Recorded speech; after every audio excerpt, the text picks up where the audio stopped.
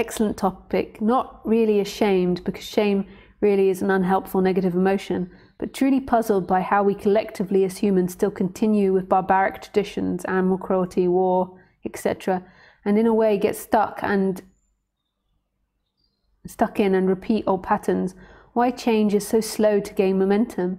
Although I do believe non-duality is profoundly helpful as a spiritual awakening, in seeing that you're not the doer, and as such we are able to break free from conditionings we have had since childhood. Curious to hear your thoughts on the rate of change and how this fits with personal transformation, energetic shifts, and non-duality. So you've got two different subjects. We've got to me, we've got the unconscious of the body. So we've got the awakening, which normally awakening takes a certain amount of understanding of the human machine and understanding and relaxation, and then this awakening can happen, and there can be this energetic shift and this connection to who you truly are, like really being connected to that freedom in everything, knowing that like it doesn't leave.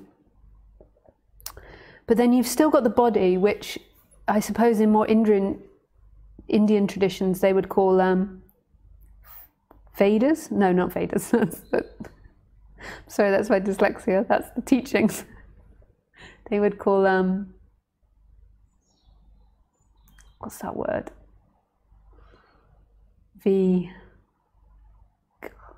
I can't remember that word. It's basically like old habits and conditions and karmas of the body.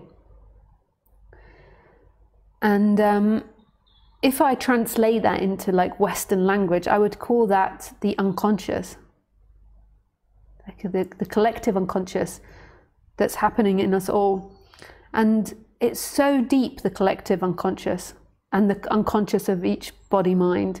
I don't know if any human could wade through it all in one lifetime. Like I think it's most probably a society thing that's generally improving and changing over time. But it's so deep how much there is there. And a lot of the time, even when people have had really profound awakenings, they're still very unconscious about how the human body works. Like even people with really profound awakenings and great masters, you know, a lot of great teachers have been accused of doing really terrible things in positions of power. And I don't think it's just them. Like we always point the finger and say they're a bad person. I think it's the collective unconscious that they're acting out. And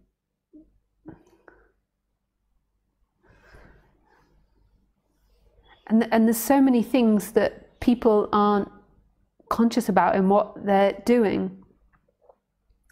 And I suppose in a way, my perspective on it is until in society grows, you're always going to be kind of limited with your unconscious practice, your unconscious knowing and your behaviors to the constraints of your society. Like I don't mean to guilt anyone, because you know nobody's really guilty, but all of us in the West have blood in our hands, in the sense that we have consciously kept nations in poverty in order to have and obtain cheap labor. And all of us know that now. Like my mum's generation and my grand's generation didn't really understand that was what was going on. And they still would deny it most probably. But my generation, so Generation X, millennials, I think that's right. I'm so sorry. Sometimes with dyslexia, my brain gets all the words and numbers and everything muddled up. So if you hear me misquoting things. So with Generation X, we all know it. Maybe we don't actually. Maybe there's. I think it's impossible for people not to understand that in our society. There's so much media about it. Whether or not they believe it is a different matter, but there's so much. It's on mainstream TV. It's not a hidden fact anymore. Like, you go to a millennial and you talk about farming being a big part of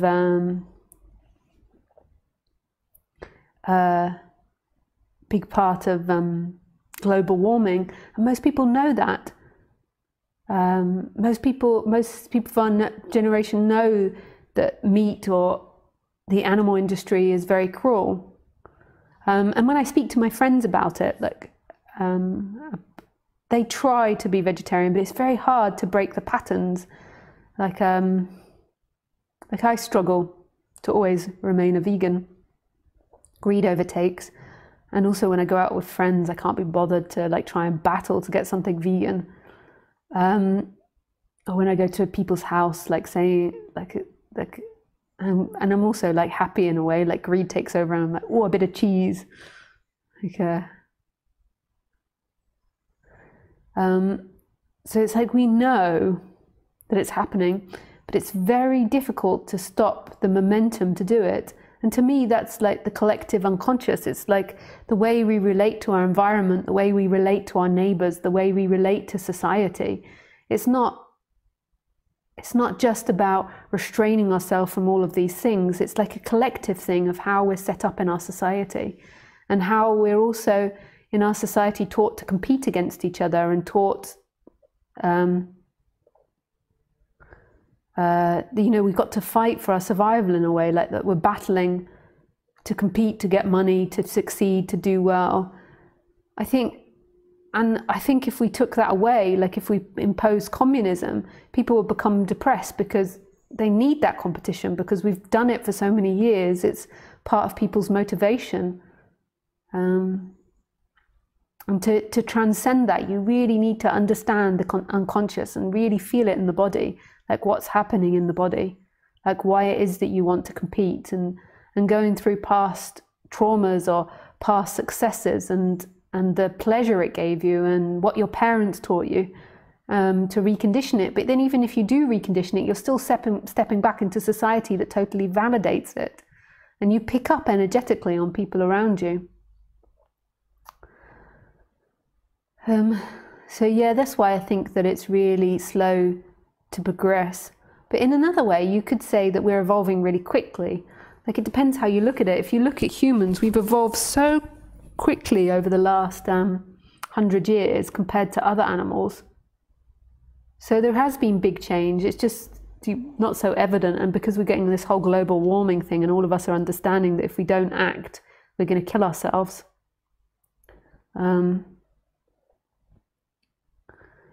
But again, it's so difficult because, right, so us Westerners now are like outraged. Like, we've got the privilege to look at global warming and to say global warming is really bad and we've got to stop it and we're going to kill ourselves. And we've got that privilege because we're in stable enough societies. If you're in somewhere like India and you're on the poorer spectrum, which a lot of the society is, you haven't even got space or time to worry about global warming or mass extinction. Like, you're just concerned about having enough food for your family and surviving for that week or that month. Like, it's very difficult, and how you force all these countries that are a lot poorer than us to abide by that. But it's all such a crazy setup because we have so much food in our society. We have enough food for everybody to be happy and healthy and not in poverty, and we don't share it. Yeah, we don't share it. Like, we produce so much. We're such good producers. Everybody could be safe. Everyone could feel safe. Everyone could be fed, and everyone could have a house. But we don't do that because there's such deep unconscious around scarcity, fear, greed as well, like our addiction to eating meat. Because one way to solve like world hunger is you just miss out the animals. if we ate all the food, and if we shared out all the food that we give to the animals to eat, we would be plentiful. But because we desire meat and the taste of meat, I'm not actually opposed to eating animals, but I do think I do think that we are meat eaters. What I'm opposed to is the way animals are treated, and mass production is killing our planet and is terrible for the animals themselves.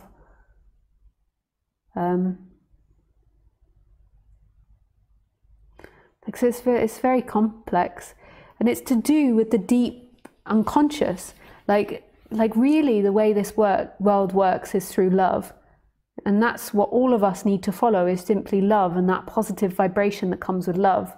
And we need to actually forget about laws and forget about morality, and even be prepared to do things which our society considered bad in pursuit of that love. And that love is not excitement. That love is not the high of getting the new partner or getting the new house.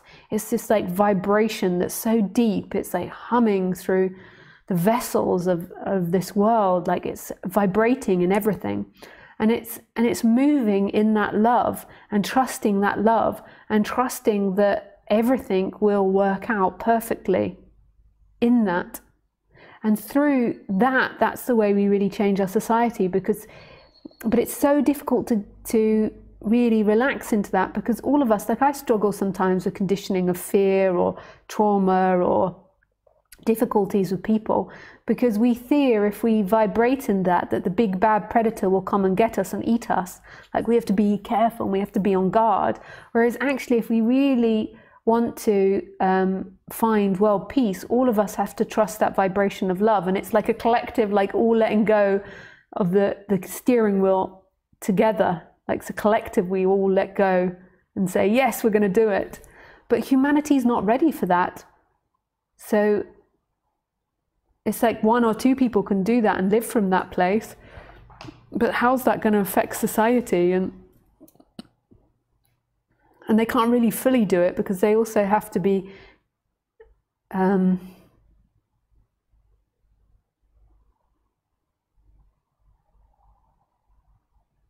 so they have to be aware of other humans. It's just that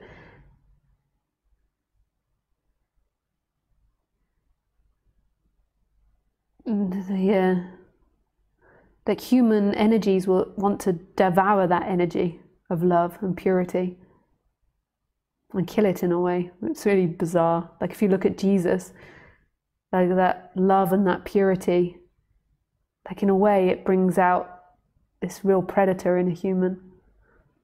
Because in a way it's the absolute challenge to being human. Like we've succeeded through the mind and through the intellect, and this is talking about dropping out of that. It's still using the mind, it's still using the intellect, but it's becoming the goddess, is the love that's here, that's in everything, this moment.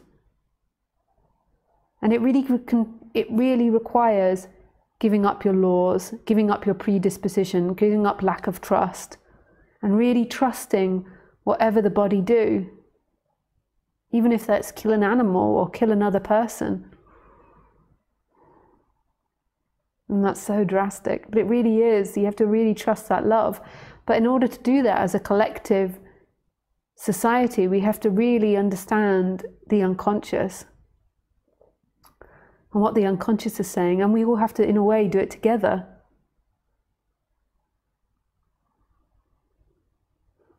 I don't know if I did a good job of explaining that. I feel it so strongly, like I know it so well, but trying to put it into words is hard.